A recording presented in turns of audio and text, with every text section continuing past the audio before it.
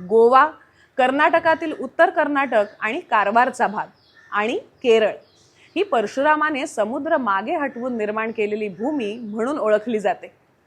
अभ्यास करताना लक्षात आलेली आश्चर्यकारक गोष्ट म्हणजे महाराष्ट्रातले चित्तपावन आणि सारस्वत ब्राह्मण आपल्याला परशुरामांनी कोकणात आणून वसवले. त्यामुळे परशुराम हा प्रामुख्याने या भागातील देव अशी आपली समजूत असते. पण परशुरामाची मंदिरं भारतभर आढळतात.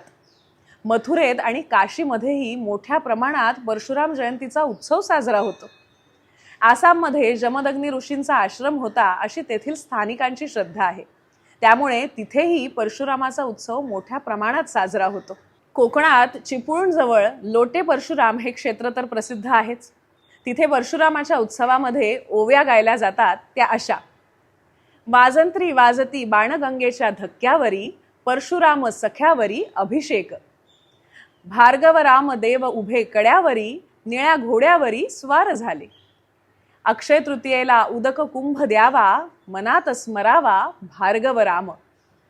21 वेळा निक्षत्रिय केली धरणी, अद्भुत वाटे करणी परशुरामाची.